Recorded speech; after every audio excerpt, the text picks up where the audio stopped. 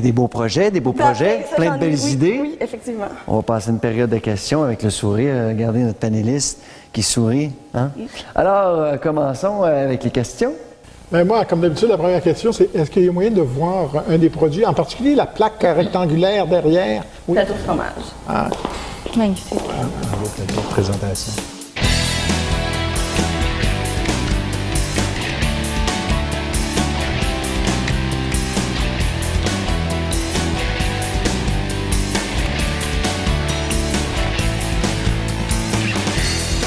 Vous voulez l'acheter, M. Bon? Ben, ça, c'est pas cher, effectivement. Non, c'est raisonnable.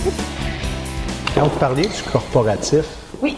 vous faisiez référence à quel genre de produit ou de Ben, en fait, service? j'en ai déjà fait un peu à petite échelle parce que j'ai eu beaucoup de demandes.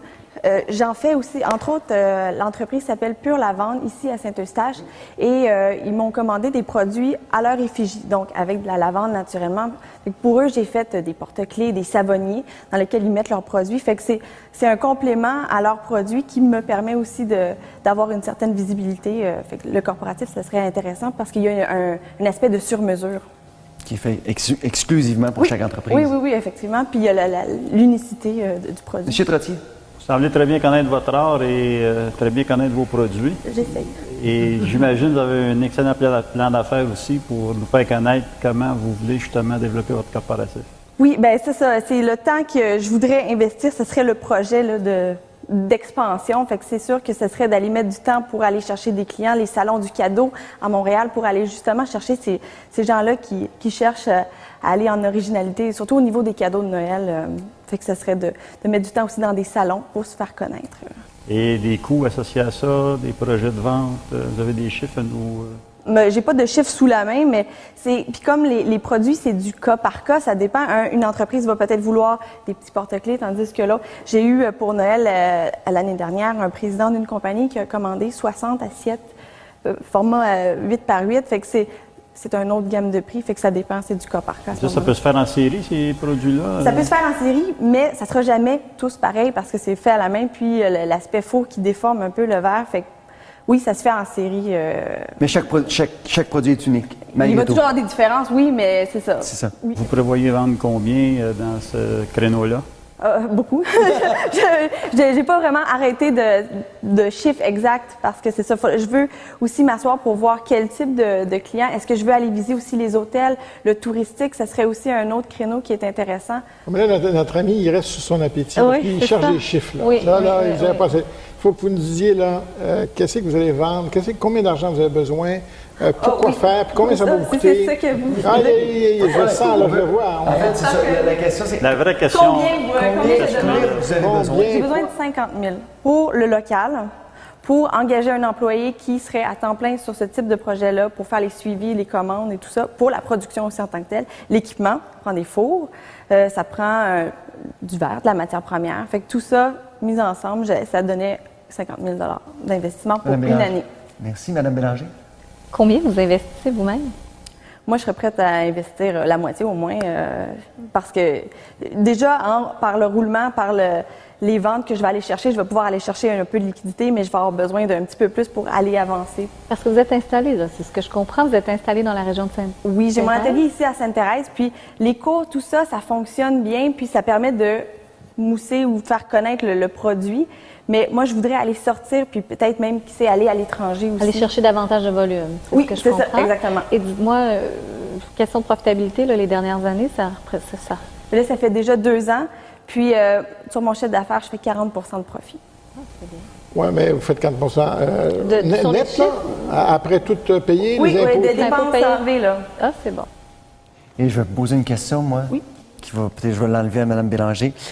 Par rapport, si ça marche, votre produit corporative, est-ce qu'on va être capable d'assumer, je ne sais pas, une belle demande pour tous ces employés, volume.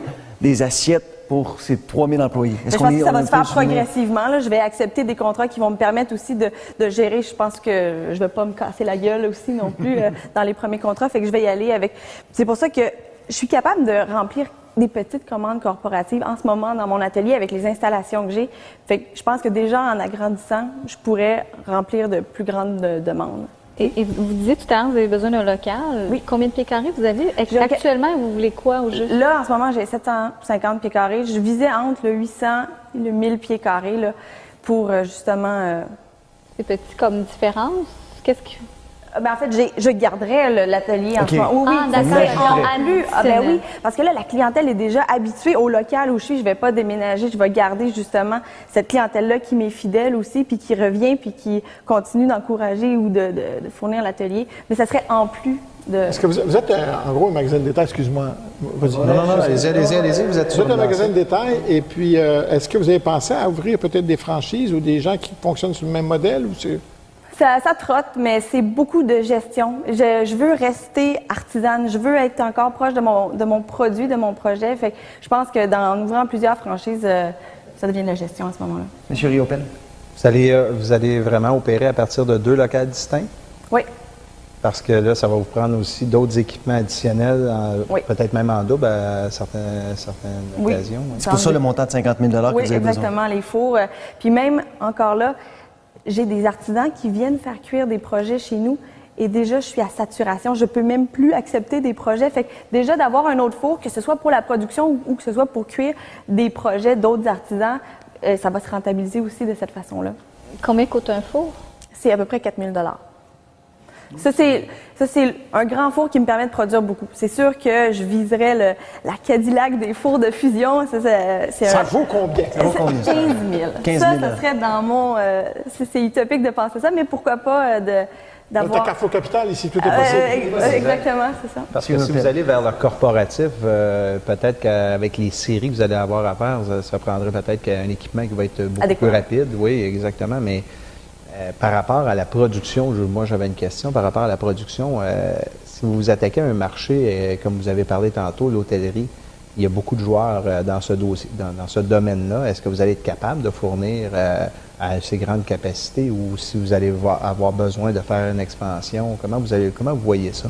Bien, déjà, pour la production, il faut quelqu'un à temps plein sur ce dossier-là. Je pourrais pas... soit que j'ai quelqu'un qui s'occupe des cours et de rouler la boutique ou quelqu'un qui s'occupe de la production que je formerais. Je ferais le premier modèle, puis après ça, bien, ça s'enchaîne en série, puis la personne peut s'occuper des cuissons. Fait que ça, pour le niveau productivité, je pense que le volume, mais ça pourrait se faire en grand volume. C'est une question d'organisation aussi à ce moment-là. Puis, bien, question de compétition, dans le domaine de l'artisanat, c'est la règle du marché. Là. Il faut juste trouver des produits qui sont novateurs. Mais déjà, le produit se démarque parce que dans le travail du verre, c'est déjà une technique qui est nouvelle.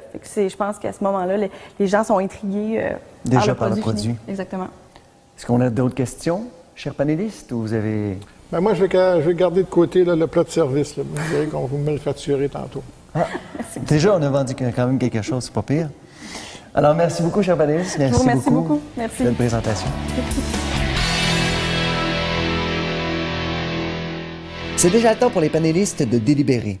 Ont-ils apprécié le projet? Allons les écouter pour le découvrir. Donc, la discussion est ouverte. On est encore devant une créatrice. Ce matin, on a eu 2 créateurs, innovateurs, créatrices. Qu'est-ce qu'on en pense?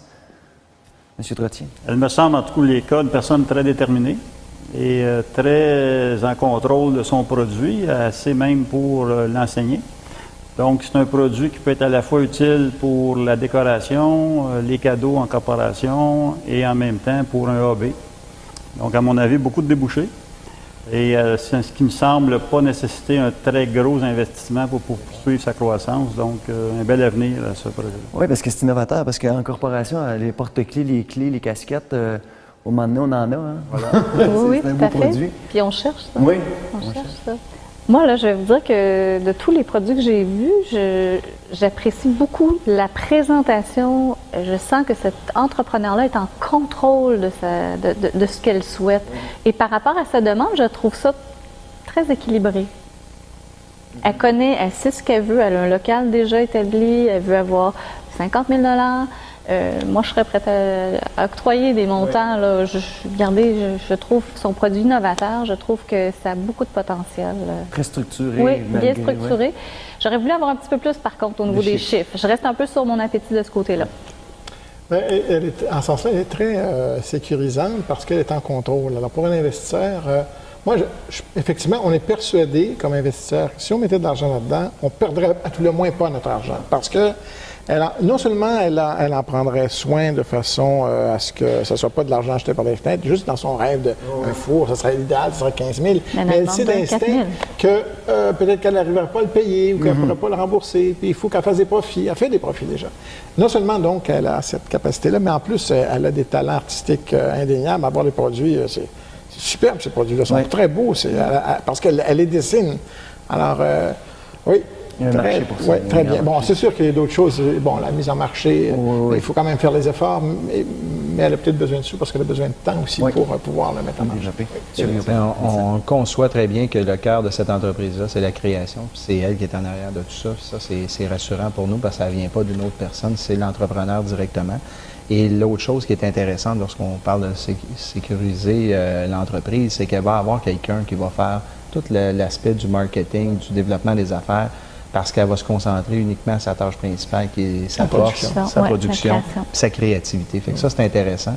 Et les investissements qui sont relativement modestes en fonction aussi du besoin. Le seul bémol que j'apporterais, c'est d'avoir 2 locales de gestion plutôt que de trouver une expansion à les mêmes locaux. On pourrait augmenter probablement la productivité et l'efficacité. Local avec le double de... Oui, parce qu'il y a des frais qui se... Oui, des frais oui, effectivement.